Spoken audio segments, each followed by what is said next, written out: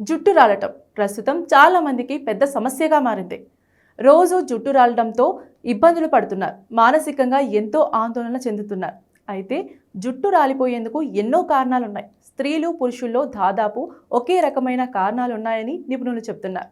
నేటి వేగవంతమైన జీవనశైలి, గంటల తరబడి ఏసీ గదుల్లో కూర్చొని చేసే ఆఫీస్ ఉద్యోగాలు, తగ్గిన శారీరక శ్రమ వల్ల నగరవాసుల ఆరోగ్యంపై తీవ్ర ప్రతికూల ప్రభావం పడుతుంది. ముఖ్యంగా గ్రేటర్ హైదరాబాద్ వ్యాప్తంగా ఉన్న ప్రజల్లో విటమిన్ డి లోపంగా విపరీతంగా పెరిగిపోతున్నట్లు ఇటీవల నిర్వహించిన వైద్య నివేదికలు స్పష్టం చేస్తున్నాయి.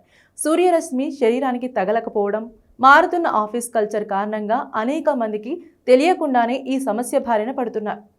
హైదరాబాద్, సైబరాబాద్, రాచకొండ పోలీస్ కమిషనరేట్ల పరిధిలోని ప్రాథమిక ఆరోగ్య కేంద్రాలు, సామాజిక ఆరోగ్య కేంద్రాలు, ఏరియా ఆసుపత్రుల్లో గడిచిన 4 నెలల కాలంలో నిర్వహించిన రక్త పరీక్షల్లో సంచలన విషయాలు వెలుగుచూశాయి.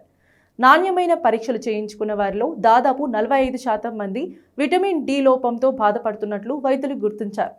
రోజంతా ఏసీ గదులకే పరిమితం కావడం, కనీస సూర్యరశ్మి కూడా సోకకపోవడమే ఈ తీవ్రమైన లోపానికి ప్రధాన కారణమని స్పష్టం చేశారు. శరీరంలో విటమిన్ డి స్థాయిలు గణనీయంగా పడిపోతుండడం వల్ల కేవలం సాధారణ అలసట మాత్రమే కాకుండా తీవ్రమైన అనారోగ్య సమస్యలు తలెత్తుతాయని వైద్యులు హెచ్చరిస్తున్నారు. దీనివల్ల జుట్టు విపరీతంగా ఊడిపోవడం, ఎముకలు బలహీనపడి గుల్లబారటం, చిన్నపాటి దెబ్బలకే ఎముకలు విరిగే ప్రమాదం ఏర్పడటం వంటి సమస్యలు వస్తాయి. అంతేకాకుండా ఎంత విశ్రాంతి తీసుకున్నా నిరంతరం అలసటగా అనిపించడం, మనసు నిరాశకు గురి కావడం, మానసిక ఒత్తిడి పెరగడం వంటి లక్షణాలు స్పష్టంగా కనిపిస్తాయి. ఈ తీవ్రమైన సమస్య నుంచి బయటపడడం పెద్ద కష్టమేమీ కాదని, ప్రతిరోజు చిన్న చిన్న జీవనశైలి మార్పులు చేసుకుంటే సులువుగా అధిగమించవచ్చని నిపుణులు సూచిస్తున్నారు.